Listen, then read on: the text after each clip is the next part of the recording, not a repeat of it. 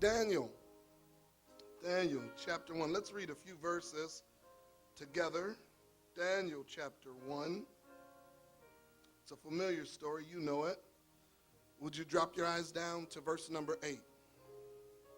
Daniel chapter 1, verse number 8. But Daniel resolved, say that everybody, that he would not defile himself with the king's food or with the wine that he drank. Therefore he asked the chief of the eunuchs to allow him not to do what? Defile himself. And God gave Daniel favor. You can't get to verse 9 if you don't swing by verse number 8. You can't get favor until you make a commitment about defiling yourself. And God gave Daniel favor and compassion in the sight of the chief of the eunuchs.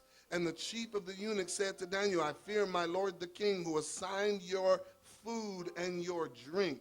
For why should he see that you were in worse condition than the youths who are of your own age, so you would endanger my head with the king? Then Daniel said to the steward, whom the chief of the eunuchs had assigned over Daniel, Hananiah, Mishael, and Azariah, test your servants. Say that, everybody. Test your servants for 10 days, and let us be given vegetables to eat and water to drink.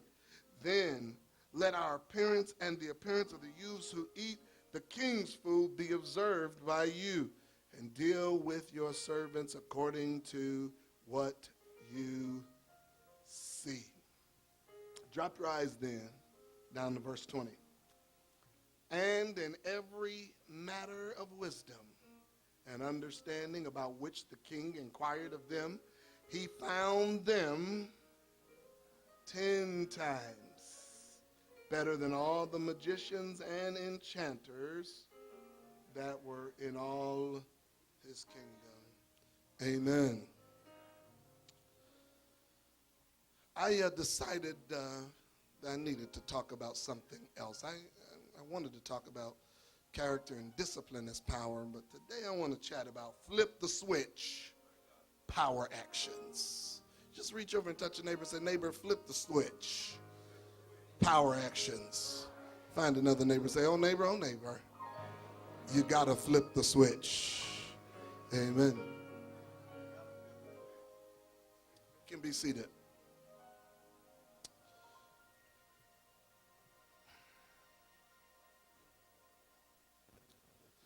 I just want you to kind of flip the switch across the top of your handout. Flip the switch. Power actions. Power actions. Power actions. Wade, I'm going to ask you to turn all the lights off in the church. If you'll do that just for a minute, turn all the lights off in the church. Turn all the lights off just for a minute. For a minute.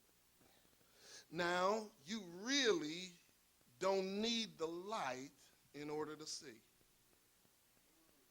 When the light is on, it improves seeing, but because the light from outside shines through windows that allow it in, you really don't need the light. The light, in this context, is a convenient light. It is a convenience feature for the people in this room. And I know some of you, if you came in and no lights are on, you just kind of mention it briefly, but it wouldn't stop or interrupt your worship experience today.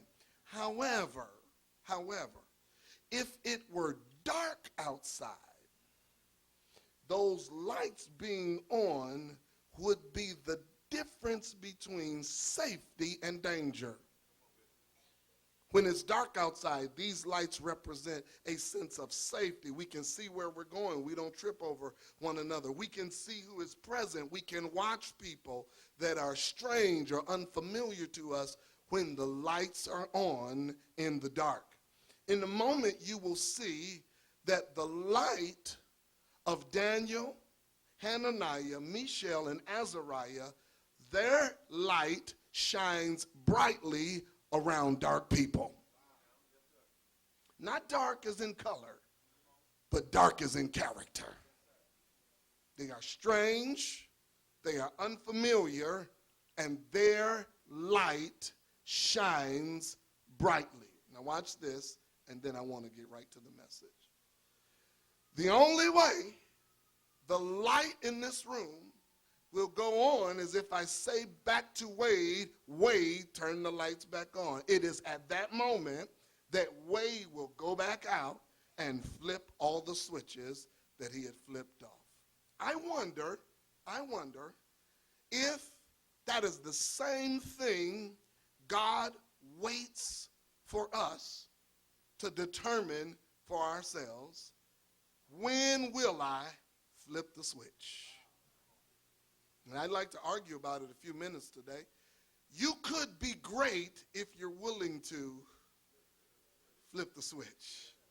You could access incredible power if you're willing to flip the switch. You can be through your difficult moments that have sidelined and sidetracked you for years if you're willing to flip the switch. Maybe it's not everybody that's causing you difficulty. Maybe the switch has been off so long and you believe that the reason why life has not been kind to you is because others factor in, when the reality is you just never flipped the switch.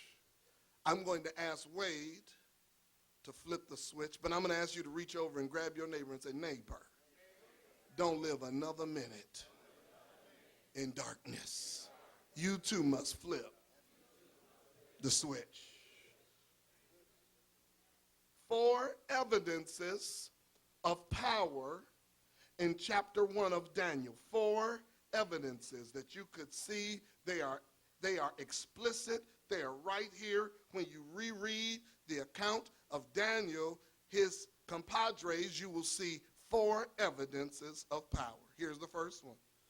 Composure in conflict. Composure in conflict.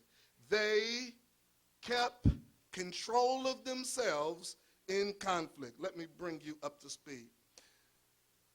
Jerusalem has been besieged by Babylon, and Nebuchadnezzar is growing the Babylonian kingdom by putting other people in slavery.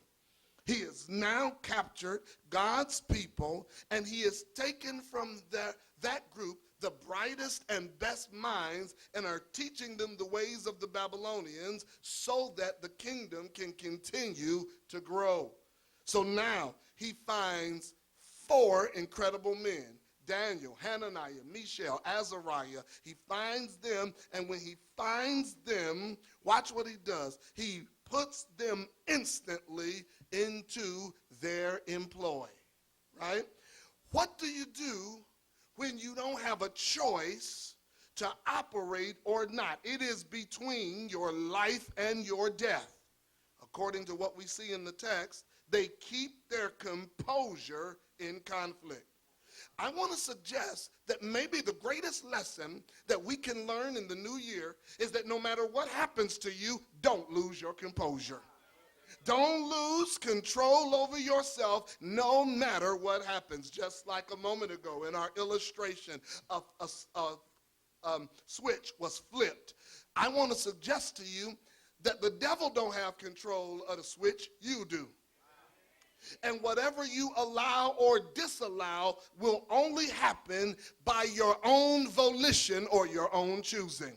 Don't ever lose control of yourself. Don't lose control of your switch. I suggest that even though conditions are bad, even though they are not free to roam as they would like to, even though their people are in bondage and slavery, they maintained control of themselves. Watch this, everybody.